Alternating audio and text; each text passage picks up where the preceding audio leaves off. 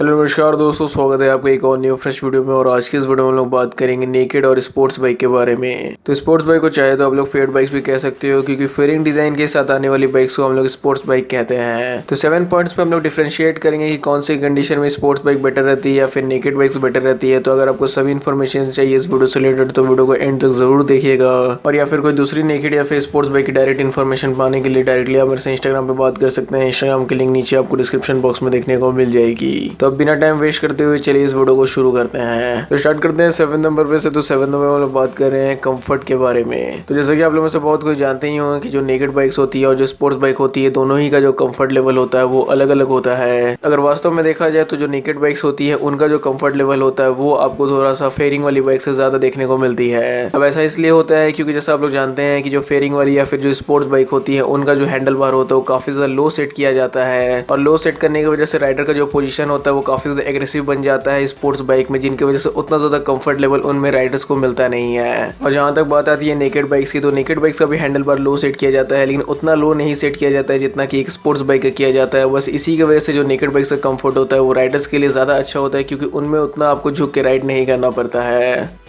तो sports bike के handle bar को लो किस लिए सेट किया जाता है, नेकेड बाइक्स की हैंडल बार को उतना लो किस लिए नहीं सेट किया जाता है, इस पे हम लोग आगे बात करेंगे। और वहीं यहाँ पे अगर फुट पैक्स के बारे में बात की जाए तो जो फेयरिंग वाली बाइक्स होती है यानी जो स्पोर्ट्स बाइक होती है उनका जो फुट पैक का सेटअप होता है वो थोड़ा रियर होता है, मतलब रियर सेट किया जाता है ताकि जो राइडर है उनका एग्रेसिव पोजीशन बिल्कुल बरकरार रहे। और वहीं नेकेड बाइक्स में ज्यादातर आपको सेंटर सेट फुट पैक्स देखने को मिलता है, और हल्का फुल्का हो सकता है तो आपको रियर सेट फुट पैक्स देखने को मिले, लेकिन उतना रियर सेट नहीं मिलता है जितना कि एक फेयरिंग वाली बाइक में आपको देखने को मिलता है। तो इसलिए अगर कंफर्ट के अकॉर्डिंग देखा जाए तो naked bikes are always comfortable than a sports bike. अब दोस्तों 6 नंबर में हम बात करने वाले हैं राइड क्वालिटी के बारे में। तो जी हाँ, स्पोर्ट्स बाइक और नेकेड बाइक्स की जो राइड क्वालिटी होती है वो अलग अलग होती है। बहुत बार आप लोगों में से बहुत लोगों ने ये चीज फील किया होगा। अब बेसिकली जो स्पोर्ट्स बाइक है उनको डेवलप ही इसलिए किया गया था ताकि वो सब जो बाइक्स है वो सब ट्रैक पे चल सके, मतलब ट्रैक राइडिंग कर सके। और आप लोगों में से बहुत लोग जानते हो कि जो बाइक ट्रैक पे चलती है उनका जो सस्पेंशन होता है, उनका जो सस्पेंशन का सेटअप होता है उनको काफी ज्यादा स्टिफ किया जाता है। तो स्टिफ का मतलब तो आप लोगों को पता ही होगा कि स्टिफ का मतलब हार्ड होता है। और वहीं अगर नेकेड बाइक्स के बारे में बात की तो जो नेकेड बाइक्स का सस्पेंशन होता है वो सॉफ्टर साइड पे होता है, उतना स्टिफर साइड पे नहीं होता, जिनकी वजह से राइड क्वालिटी जो है वो आपको नेकेड बाइक्स में ज्यादा देखने को मिलती है। फॉर एग्जांपल आप लोग KTM RC 200 को ले लीजिए। KTM RC 200 का जो सस्पेंशन सेटअप है वो काफी ज्यादा स्टिफ है, जिसकी वजह से अगर आप लोग उस बाइक को राइड करते हो तो आप लोग को काफी ज्यादा गड्ढे वड्ढे महसूस होंगे और आप लोग को पता भी चलेगा कि ये जो बाइक है उतनी ज्यादा कंफर्टेबल नहीं है। बट मीनवाइल अगर आप लोग Apache 200 4V को राइड करते हो तो उसमें आपको इंस्टेंट पता चल जाएगा कि वो जो बाइक है वो इजिली तरीके से गड्ढे वड्ढे एब्जॉर्ब कर ले रही है। वो जो बाइक का सस्पेंशन है वो सॉफ्टर साइड पे है और वो बाइक जो है वो ज्यादा कंफर्टेबल है। तो इसलिए अगर आप लोगों को कोई वैसी बाइक चाहिए जिसकी राइड क्वालिटी अच्छी हो, मतलब जो गड्ढे वड्ढे इजिली एब्जॉर्ब कर ले, जिसमें आपको झटके ना लगे, तब इस कंडीशन में आपको नेकेड बाइक के साथ जाना चाहिए। अब दोस्तों यहाँ पे हम लोग 5th में बात करने वाले हैं मेंटेनेंस के बारे में। तो यहाँ पे मैं इंजन की मेंटेनेंस के बारे में बात नहीं कर रहा हूँ, क्योंकि आप लोगों में से बहुत लोग जानते हो कि आजकल के डेट में जो नेकेड और स्पोर्ट्स बाइक आती है दोनों में आपको सेम ही इंजन देखने को मिलता है। जैसे कि NS 200 हो गई, RS 200 हो गई, तो एक नेकेड है और एक स्पोर्ट्स बाइक है, लेकिन इंजन दोनों का ही सेम है। तो इसलिए इंजन दोनों का सेम होने की वजह से मेंटेनेंस कॉस्ट भी आपको इंजन का उतना ही लगता है। लेकिन यहाँ पे मैं बात कर रहा हूँ पार्ट्स की मेंटेनेंस के बारे में। और यहाँ पार्ट्स की मेंटेनेंस से मेरा मतलब ऐसा नहीं है कि यहाँ पे मैं मैकेनिकल पार्ट्स के बारे में बात कर रहा हूँ, यहाँ पे मैं बात कर रहा हूँ फाइबर पार्ट्स के बारे में। अब आप लोग में से सभी कोई जैसा जानते ही है कि जो फेयरिंग वाली बाइक्स होती है उनके साइड साइड में पैनल्स लगे रहते हैं, मतलब लेफ्ट राइट में पैनल्स लगे रहते हैं, जिनकी वजह से सामने से देखने से वो सब जो बाइक्स है वो सब नेकेड बाइक से ज्यादा बड़ी देखने को लगती हैं। और वहीं यही सब जो फाइबर पार्ट्स होते हैं वो सब फेयरिंग बाइक्स के लुक में चार चांद लगाते हैं, जिनकी वजह से फेयरिंग बाइक जो है वो देखने में इतनी अच्छी लगती है। तो देखने में तो अच्छी लगती है, लेकिन अगर मेंटेनेंस के बारे में बात की है तो इनको काफी ज्यादा मेंटेन करके रखना पड़ता है। अगर आप लोग कोई भी फेयरिंग वाली बाइक को डायरेक्ट सनलाइट की एरिया में रख देते हो तो इनका जो पेंट है वो आसानी से फेड हो जाता है, ड्राई हो जाता है उस वाले एरिया में। फिर जब आप लोग उस एरिया में टच करते हो तो आप लोग को ऐसा लगता है कि यहाँ पे कुछ चीज रुखा रुखा है, मतलब यहाँ की जो पेंट है वो उर्ग सी गई है। तो वैसे यहाँ पे मैं ऐसा नहीं बोल रहा हूँ कि जो नेकेड वाली बाइक्स होती है उनको डायरेक्ट सनलाइट की एरिया में रखने से कुछ भी नुकसान नहीं होता, उनका भी पेंट फेड होता है, उनमें भी प्रॉब्लम्स आती है, लेकिन उतना प्रॉब्लम्स नहीं आता है जितना कि एक स्पोर्ट्स बाइक में आती है। तो time to time sports bike के फेयरिंग वाली पार्ट्स में आपको पॉलिश करते रहना चाहिए, उनमें आपको वैक्स का यूज करते रहना चाहिए ताकि उनका जो साइन है वो बरकरार रहे। और वहीं इसी पॉइंट में दूसरी बात यह है कि अगर एक्सीडेंट होता है तो नेकेड बाइक्स में आपको कम खर्चा होगा, और वहीं जो स्पोर्ट्स बाइक है उनमें आपको खर्चा ज्यादा होगा, क्योंकि उनकी जो फेयरिंग वाली पार्ट्स होती है वो इजिली टूट जाती है। इसलिए अगर आप लोग कोई भी फेयरिंग वाली बाइक ओन करते हो तो उनको रिस्पॉन्सिबली राइड किया करो।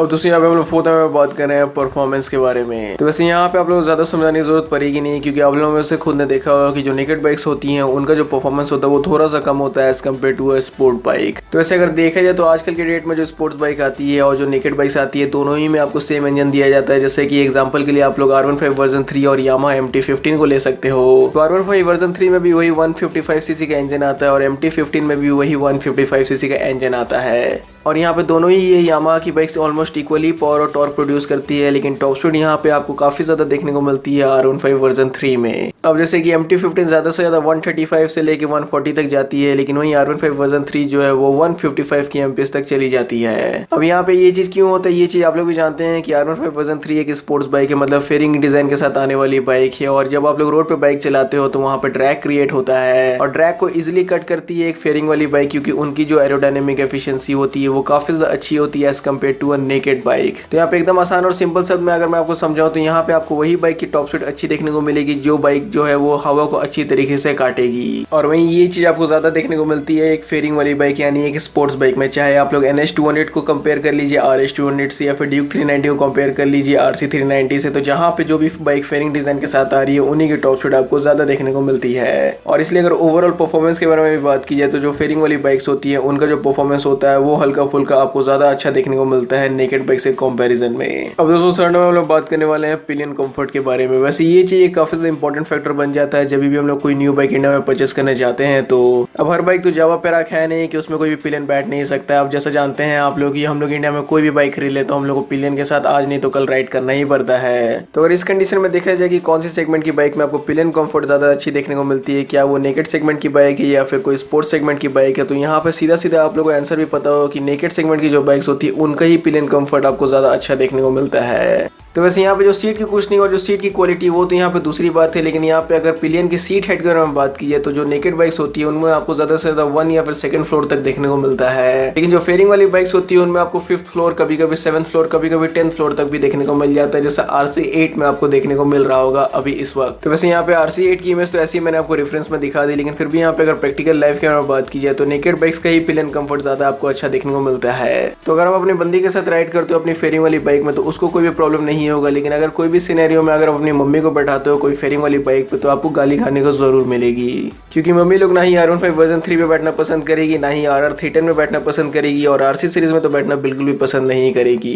तो इसलिए ये सब फेयरिंग वाली बाइक खरीदने से पहले आपके घर में एक होंडा एक्टिवा जरूर खड़ी होनी चाहिए। अब दोस्तों यहाँ पे हम लोग सेकंड में बात करने वाले हैं हाई स्पीड स्टेबिलिटी के बारे में। तो वैसे इंडिया में हर दिन कोई अपनी हाई स्पीड पे राइड तो नहीं करता। हाई स्पीड से मेरा मतलब कि टॉप स्पीड पे राइड नहीं करता, हाई स्पीड पे तो राइड करने वाले बहुत ही मिल जाते हैं, लेकिन टॉप स्पीड जैसा कि आप लोग जानते हैं कि हर एक बाइक की टॉप स्पीड निकालना काफी ज्यादा मुश्किल होता है, क्योंकि उतना लंबा हम लोग को खाली स्ट्रेच ही नहीं मिलता है कि जहां आप अपनी बाइक की टॉप स्पीड हमेशा निकाल सको। फिर भी लेकिन यहाँ पे अगर ये बात की जाए कि टॉप स्पीड पे कौन सी बाइक ज्यादा स्टेबल रहेगी, क्या वो नेकेड सेगमेंट की बाइक होगी या फिर वो एक स्पोर्ट्स सेगमेंट की बाइक होगी, तो यहाँ पे एकदम सिंपल सा आंसर है कि जो स्पोर्ट्स बाइक होगी, जो फेयरिंग वाली बाइक्स होंगी वही ज्यादा स्टेबल रहेगी हाई स्पीड पे या फिर टॉप स्पीड पे। क्योंकि सबसे पहली बात इनका जो सस्पेंशन रहता है वो स्टिफ रहता है, और स्टिफ जैसा मैंने आपको बताया कि हार्ड रहता है, और स्टिफ सस्पेंशन वाली जो बाइक्स होती है उनका जो सस्पेंशन ट्रेवल होता है वो थोड़ा सा कम होता है as compare to naked bikes. और सस्पेंशन के बीच में ट्रेवल कम होने की वजह से वो सब जो बाइक्स है वो सब रोड से ग्रिप बना के चलती है, मतलब रोड से चिपक के चलती है, उतना ज्यादा रोड पे उछलती नहीं है। भले इस चीज की वजह से आपको गड्ढे वड्ढे ज्यादा महसूस होते हैं। और दूसरी जो बात इसी पॉइंट में आ जाती है वो ये है कि यहाँ पे ये सब जो बाइक्स होती है, मतलब जो स्पोर्ट्स बाइक होती है, इनका जो हैंडल बार होता है उनको काफी ज्यादा लो सेट किया जाता है,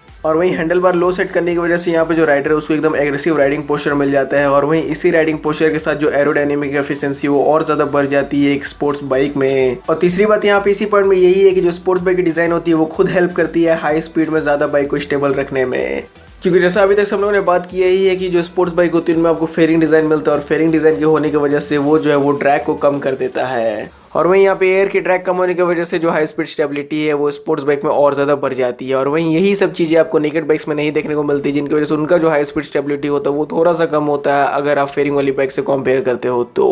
अब दोस्तों यहाँ पे जो फर्स्ट पॉइंट है वो दूसरी जो यहाँ पे हम लोगों ने जस्ट अभी जो पॉइंट के बारे में बात की उससे हल्का फुल्का मिलता जुलता है, और यहाँ पे हम लोग बात कर रहे हैं फर्स्ट नंबर पे हैंडलिंग के बारे में। तो दोनों ही सेगमेंट की बाइक्स में आपको हैंडलिंग में खासियत देखने को मिलती है, जैसे कि अगर आप लोग सिटी में हैंडलिंग की अगर बात किया तो यहाँ पे आपको जो नेकेड सेगमेंट की बाइक्स है उनकी हैंडलिंग में ज्यादा मजा आएगा, और वहीं यहाँ पे अगर हाई स्पीड हैंडलिंग के बारे में बात की है तो जस्ट जैसा मैंने आपको बताया कि वो चीज यहाँ पे आपको फेयरिंग वाली बाइक के साथ ज्यादा अच्छी देखने को मिलेगी। अब एक्चुअली में होता क्या है कि जब आप लोग बाइक को सिटी में राइड करते हो तो आप लोग ये चाहते हो कि जो आपकी जो हैंड से आपकी जो है पाम है उसमें उतना ज़्यादा प्रेशर ना आए, और अगर ज़्यादा प्रेशर नहीं आती है तो आप लोग जो अपनी बाइक है उसको ईजी तरीके से मैनूवर कर लेते हो और उतनी ज़्यादा आपकी बाइक जो है वो एजाइल हो जाती है। सो फॉर एग्जाम्पल सपोज कि आप लोग अपाची 204V राइड करते हो सिटी ट्रैफिक में, तो यहाँ पे क्या होता है कि अपाची 204V का जो राइडिंग पोस्चर है उतना ज़्यादा कमिटेड नहीं, उतना ज़्यादा आपको झुक के राइड नहीं करना पड़ता है, जिसकी वजह से आपकी जो हाथ है, आपकी जो पाम वाली एरिया उतना ज़्यादा उसमें प्रेशर नहीं बनता है और आप लोग ईजी तरीके से अपनी जो बाइक है उसको हैंडल कर लेते हो। और वहीं ये चीज़ हर नेकेड बाइक के साथ लागू होता है, जैसे कि यामा MT-15 हो गई, NS200 हो गई।